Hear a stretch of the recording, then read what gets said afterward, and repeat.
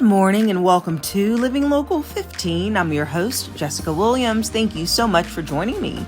Happy June, everyone.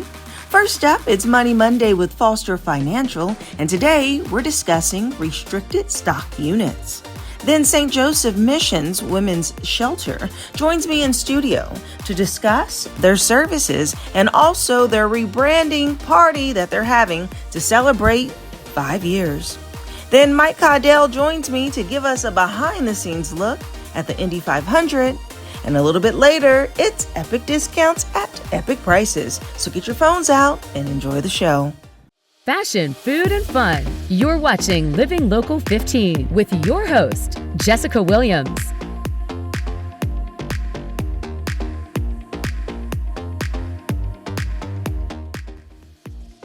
This segment sponsored by Foster Financial.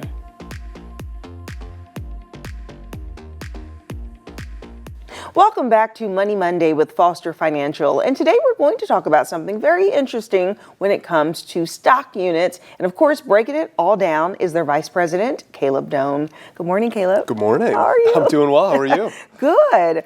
Okay, so restricted stock units. We haven't discussed it. I've never heard of it. What is that exactly? Yeah, so it's certainly a concept in financial planning that's not going to apply to everyone or even really the majority of people. But for those that it does impact, it's really important to make sure it's incorporated into your financial plan. So these are essentially, it's almost like a bonus of employer stock that an employer gives to an employee to incentivize them or motivate them or reward them for different things that have occurred so far. So it typically happens at larger publicly traded employers. So in Indiana, it might be Eli Lilly or Cummins or any of these larger employers that have a footprint in Indiana. But it's essentially an employer saying, hey, here are these shares that we're giving you, and hopefully that incentivizes you to then do well for the company so that the stock goes up and that your shares are worth more. But of course, there's different tax implications and everything that are associated with getting these. So it's important to make sure we understand that. And this is not a thing that's in compensation to an actual income, right? Because I know a lot of times, especially if you're dealing with like a startup company, they'll say, oh, well, we can give you shares in exchange for your sweat equity. And that's like a more working for it. But what you're saying is this is more an established job with a pay scale, probably with a 401k, maybe even with a pension, and they're giving you extra stocks on top. Yeah, that's right. So, I mean, with these restricted stock units, they're granted to you at a certain date. So they might say, hey, here, Jessica, here's 100 shares that are granted to you, but they don't vest until 3 years down the road. So if you're still working here, in 3 years, then they're going to vest. And that's when the taxable event, or at least the first taxable event, occurs. When they vest, it's like they're your stocks at that point. And so it's considered compensation when it vests at that 3-year mark, let's say. That's when you're taxed on it. And it's taxed, unfortunately, just like compensation is. So you're still subject to regular, ordinary income tax, payroll taxes, all of that. Usually people have it set up where some of those shares are actually sold to cover the taxes at that point. But at that point, then the stocks are yours and you can either hang on to them or sell them or whatever you want to do. Okay, so at that point that you're taxed, it's a one-time tax, and now that's considered pre-tax, done? It's been taxed at that point, and now you have those shares. If they grow from then on out, let's say they vested at $100 per share, you were taxed at that rate, and then they grow to $150 over the next 10 years. Yeah. If you sell them then, you'll have to pay taxes on that $50 gain. So of course the government gets you if it continues to grow. Wait, and we've talked about this before. Is that capital gain tax? That would be capital gains at that point. Yeah, there you go. We're all learning. Me something. Okay, interesting. So how are these taxed? Like, what's the benefits, and is there a loophole? Yeah, good question. So I mean, they're taxed as ordinary income when they vest, and then the growth from then on out would be taxed at capital gains rates. So of course we want to implement that into somebody's financial plan when they vest. I mean, you're going to know that they vest because you're going to now have access to those shares, but it's not actual income that you're receiving. So you're not seeing a paycheck hit your bank account. And so sometimes if people aren't careful, that can push them into a higher tax bracket, especially if those shares are worth a lot at that point. So we want to make sure we incorporate that into the financial plan, but also a risk that we're always concerned about is diversification. If somebody, is working for a company like Eli Lilly, let's say, of course their income is reliant on Eli Lilly. Maybe they have Eli Lilly stock in their 401k, and then on top of that, if they're getting these RSUs, they might be just too dependent on the growth of Eli Lilly. And so we want to make sure we're diversified away and we're not too reliant on one individual company for our financial plan. Okay, very interesting. And when it is taxed, where is the tax taken from? Is it taken from the stock value or from your actual bank account or your payroll? Yeah, you can have it set up really any of those ways. Most of the time what people have it set up as is stocks are actually sold when those shares vest in order to cover the taxes. So the employer might say, hey, here's 100 shares that vest 3 years from now. Those 3 years come. You get those 100 shares, but then immediately, 10 of them are sold in order to cover the taxes that are associated with it. So then you only have 90 or whatever it might be, that net amount, and the taxes have already been paid. So then you don't have to worry about getting hit with a big tax bill at the end of the year. Yes, and that whole figuration, negotiation, proclamation, all those things, we need Foster Financial to guide us on the way when those happen, because those are big deals. So that's something that you help your clients with.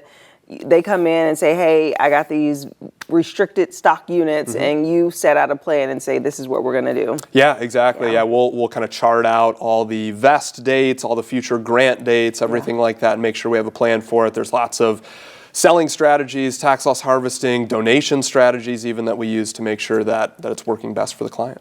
Perfect. Well, thank you so much, Caleb. Yeah, this thank is good you. Info. And if you would like more information about Foster Financial, we'll have their website and phone number listed below so you can set up a consultation. And I'll see you after the break. This segment sponsored by Foster Financial. Every night in our community, there are women facing homelessness and searching for safety, stability, and hope. St. Joseph Missions was created to provide more than just a place to stay. And joining me today is their executive director, Erin Ness, to talk more about their impact they're making right here in Fort Wayne. Hi, Erin. Hello. Good morning. Welcome. Good morning. Yes. Okay. So let's just start off by getting an overview of St. Joseph Missions. In case someone is not aware of it, you all have been here for going on 5 years. Congratulations on that. Thank you. But tell us more about your mission. Yeah, so we are emergency shelter for single unhoused women here in our community. So we're about a 90-day stay. Women that need, to get back on their feet can come. They're seeking emergency shelter, so we can help the women out. We have an on-site case manager that helps figure out, okay, what happened and how we can support her and move her forward. Yes, and you have such a unique concept because really you see shelters that may be for families, that may be specifically for women and children or men. But it's like, I love that y'all were thoughtful about single women who may not have all of those other family members around them.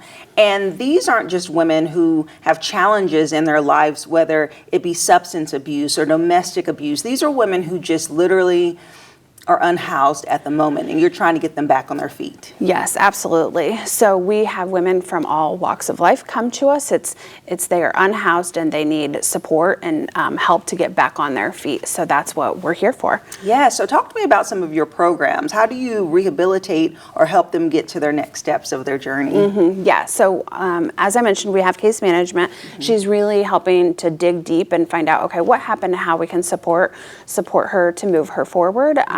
So she's doing referrals, she's doing advocacy, she's helping them create agreed upon goals so that way they are working on those goals as they're in the shelter. We also provide workshops in-house that focus on employment, financial literacy, and then mental health. So we partner with agencies to provide those workshops. That sounds great. So you've been there from the beginning. How did you all realize there was a need specifically for single women? Yeah, so back in 2013, a street outreach outreach group started feeding the homeless. Fast forward a couple years, and they started really seeing the same people. They felt called to do more, but they really weren't sure what. So they did some research and found that there was no emergency shelter here in Fort Wayne for a single woman. So if you were a single woman, there literally was nowhere for you to go emergency shelter wise. Right. So that's when they're like, okay, that's what we need. That was a missing piece here in our community, and that's how we got our start. Yeah, and I think I want to talk about a bit the steps we can all take to reduce the stigma that is associated with being unhoused. Because the fact of the matter is, it could be medical expenses that got you there, it could be loss of family, it could be so many things that, I mean, this economy alone, you know, could put someone in that position. So how do you guys work to make it where it's not the thought of, oh, a homeless shelter, but really, let's get your life back, this is a temporary spot that's helpful to you? Yeah, so it's definitely that education piece. You know, homelessness can literally happen to anybody. You know, we have seen that firsthand in our shelter. We've seen women that, you know, were volunteering with us, and then her husband passed away and she couldn't keep up, and she came to our shelter. I tell everybody, the women that come through our doors look like me, my mom, my sister. It literally could happen to anybody. So breaking that down, it's most people are just, you know, one paycheck away from crisis. Absolutely. And so you all are there to support them, and you're celebrating 5 years in such a major way. So let's talk about the event that you have coming up to celebrate your rebranding. Yes, we are rebranding. So over the 5 years, we've learned a lot and we've pivoted a lot. And one of those things was a rebrand. For several different reasons. People would shorten our name to the mission, and then here in the community everybody thinks of mission, the rescue mission. People thought we were under St. Joe Community Health Foundation, which we're not. People, it was a tongue twister. My staff had a hard time saying that St. Joseph Missions Women's Shelter when they were answering the phone. So for lots of different reasons, we chose to rebrand, and we are rolling out our rebrand June 25th. So, June 25th. Do we get a sneak peek? What will the new name be? Yes, I can't reveal it until June 25th. But we're having an open house, 1 to 3, open to the community to see our new branding, our new name, our new logo, new colors, all of that. But we are not changing anything about our program and who we serve. All of that is staying the same. It's just a new look and a new name. I love that. It's always good to refresh. And you said something so powerful, which is pivot. And companies need to pivot often just to be able to stay up with the needs of the people that they're serving. Yes. So yay. Yes. Okay, so for the rest of the year, anything else going on that we should know about? Any changes, events, fundraisers? We do have a fundraiser in the fall. We are going to be doing a purse bingo. That will be in October. So we'll do that at Sir Rudy's. So we will we'll splash that on our social media and our website. The details will come on that soon. Yeah, I hear that's a very popular event. I hear about it every year. Yes. People love the purse bingo. Yes. And there also are ways that people can actually serve and help you, right? Through being a volunteer, donating their time, or donating resources. So can you tell me what you're in the need of? Yeah, so I would say our biggest is hygiene products, cleaning projects, meals, providing a dinner. We have served almost 600 women since we've opened our doors. June 8th will be our 5th anniversary. So we see a lot of women that come through our doors. So hygiene is a really big one. Yeah. Okay, awesome. Well, thank you so much, Erin, and congratulations. Thank you. And if you would like more information about St. Joseph Missions Women's Shelter, we'll have that website listed below, and save the date for June 25th from 1 to 3 for their big reveal of their new brand and also their open house. And I'll see you after the break. Living Local 15, proudly driven by the Kelly Automotive Group. As you all know, the Indy 500 just took place this past weekend, and we had an opportunity to speak with Mike Caudill before the races begin to get some background information behind the scenes and see what the energy on the ground is like. Hey there, Mike. Hey, good morning. How are you? Good to see you. Okay, so you are live on ground in Indianapolis, and just start off by telling us, what is the vibe like, the energy, and what is the weather looking like? Well, let's start with the unfortunate part, and that is, of course, the weather. It's 59 degrees, and rain is always threatening. It seems like a similar routine every year here at the Indianapolis 500, but as they say, the race must go on. We're celebrating the 110th annual running of the Indianapolis 500, 33 cars on the grid, largest single-day sporting event in the world, and everybody here is talking about the excitement around Alex Palou. He's won 4 races already this season. He was the 2025 IndyCar Racing Champion, and he is going for a back-to-back win because he won it last year. Now, he's starting number 1 on the grid, which is a great spot for him to be.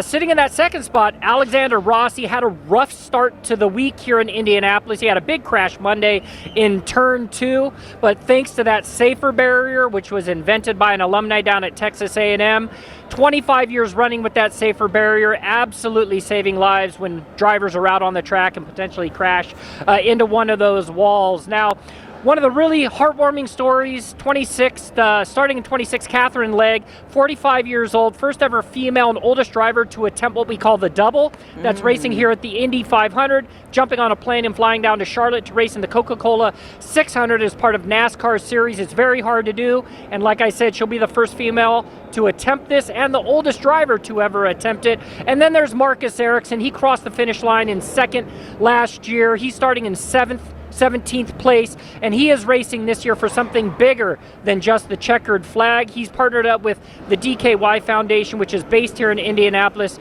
to bring awareness to suicide prevention. I had a chance to talk to Marcus. Here's what he had to say. Everyone really struggles with it from time to time with mental health, and he's talking about that and putting that out in the world. I think it's very important, and it's no better place than the biggest race in the world.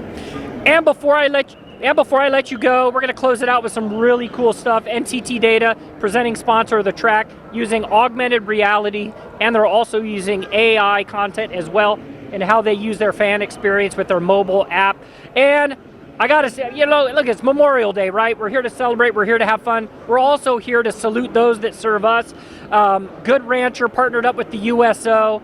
They're grilling out over here in the Midway area. It's all about family, it's all about fun, and it's all about celebrating. And I'm going to close it out with just a little bite of steak. It's all about Good Rancher celebrating here for Memorial Day weekend at the Indy 500. Absolutely. That steak looks delicious. I was like, is that steak there, Mike? Okay, so how does it taste? Fantastic, I will tell you.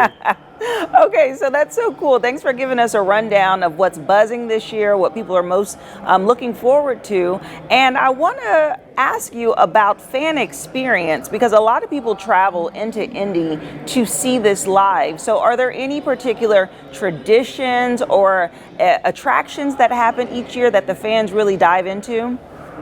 Yeah, so I think what's really unique about the Indy 500 is it's not a single day event. It started on Monday with practice. Consumers can get in here to the track. Today is a massive practice day. In fact, I can see Joseph Newgarden down here taking a look at his car. They're getting ready for the practice session.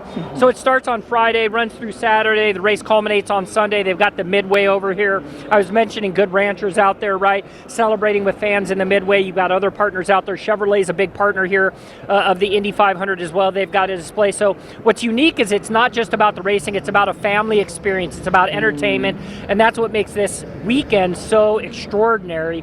And it's the largest sporting event in the world, so you bring it all together, that's what you're getting here at the Indy 500. That's what it sounds like, and there's like a range, I feel like, of fan excitement depending on what the sport is, and as you said, this is the biggest, so would you put racer fans' energy level higher than football and basketball? Football has, 16 games, 17 playoffs, Super Bowl. There's a lot to prepare for. This is the single largest racing event in the United States. It is just celebrated on so many levels. So if I were to compare it to the Super Bowl, it's the same kind of excitement. But for me, as a transportation and racing enthusiast, this is my Super Bowl. There's no other place I would rather be than right here at the famous Brickyard and Gasoline Alley. I love that. This is your Super Bowl. Well, I hope you have an amazing time out there, Mike, and thank you so much for sharing that insider information. Thank you so much. Take care. And I'll see you after the break. Welcome to Epic Discounts by bestreviews.com. I'm Melissa Bergamini. And I'm Ashley Howard. Scan the QR code on your screen to get ready to save big. Today we're featuring products designed to bring more fun, convenience, and value into your everyday life. And we're starting with a favorite for frozen treats. The Ninja Slushy frozen drink machine makes it easy to create delicious frozen drinks right at home. Whether you love classic slushies, frozen lemonade, milkshakes, or icy party drinks, this machine helps you make them fast and easy. Plus, making your favorite drinks at home can really help save you money compared to buying specialty drinks on the go. That's right. Now next up, the Tossy Flying Disc. This high-tech flying disc features bright LED lights and a long flying design that makes outdoor play even more exciting. From backyard games to beach days and even nighttime fun with friends and family, the Tossy Flying Disc adds a new level of energy to any outdoor activity. And if you're looking to upgrade your tech, the Apple iPad Air continues to be one of the most popular and versatile devices available today. The iPad Air is lightweight, powerful, and great for everything from streaming and gaming to schoolwork, video calls, content creation, and everyday productivity. So whether you're at home, at work, or on the go, it's built to keep up with your day. Now it's time for your money moment with Money.com. Gold is hitting record highs, and Money.com says more Americans are turning to gold IRAs to help protect their savings. With inflation on the rise and markets feeling unpredictable, many people are looking for ways to diversify beyond stocks and bonds. Gold is tangible and has a history of holding value in uncertain times. So, when is the right time to invest? Well, there's never really a perfect moment, but moving even a portion of your retirement into a gold IRA can help you feel more secure about the future. Getting started is easy. Open an account, roll over retirement funds, and choose IRS-approved metals stored securely. Okay, visit Money.com or scan the QR code right now and request your free information guide with Money.com top-rated partners. All right, let's take one last look at today's products. From outdoor fun to powerful everyday performance, today's deals, they're all about helping you get more for your money. Head to epicdiscounts.com or scan the QR code on your screen to scan, shop, and save with Epic Discounts by Best Reviews.